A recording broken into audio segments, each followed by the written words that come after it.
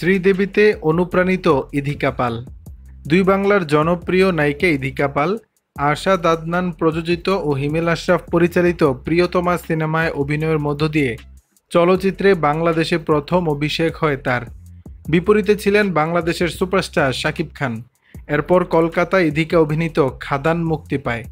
এই সিনেমা দিয়েও কলকাতার সিনেপ্রেমী দর্শকদের মন জয় করে নেন তিনি। এতে তার বিপরীতে ছিলেন দেব। পরে বাংলাদেশে মুক্তি পায় শাকিব খানের সঙ্গে বরবাদ সিনেমাটি। এই সিনেমাটি ব্যবসা সফল হয়, অর্থাৎ ইধিকা অভিনীত 3টি সিনেমা প্রিয়তমা, খাদান ও বরবাদ ব্যবসা সফল। তবে ইধিকা অনুপ্রাণিত হয়েছেন ভারতীয় লেডি সুপারস্টার শ্রীদেবী থেকে। জানিয়ে তিনি বলেন, ভারতের সিনেমার এক কিংবদন্তির নাম শ্রীদেবী। কিছুদিন আগেই ছিল তার জন্মদিন। জন্মদিনে তারই প্রতি শ্রদ্ধা জানিয়ে ভালোবাসা জানিয়ে তাকে উৎসর্গ করে ভালোবাসা উৎসর্গ করেন ইধিকা। তিনি বলেন, তিনি যেভাবে নিজেকে উপস্থাপন করেছিলেন গানে, সেই গেটআপে আমি শুধু কিছু ছবি তুলে পোস্ট করার মধ্য দিয়ে তাকে শ্রদ্ধাঞ্জলি জানানোর চেষ্টা করেছি।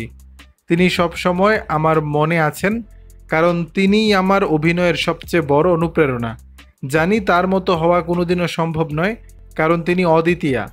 তারপরও তাকে বুকে লালন করে ধারণ করে এগিয়ে চলাটাও আমার জন্য অনেক প্রশান্তির। তিনি মহান, অনেক বড় একজন তারকা।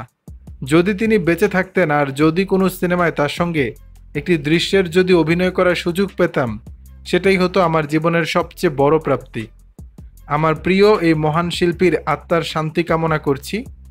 ইধিকা এখন পর্যন্ত মোট 3টি সিনেমায় অভিনয় করেছেন, যার সবকটি ব্যবসা সফল। দর্শক, বিষয়টি নিয়ে আপনাদের মতামত জানাবেন নিচের কমেন্ট বক্সে।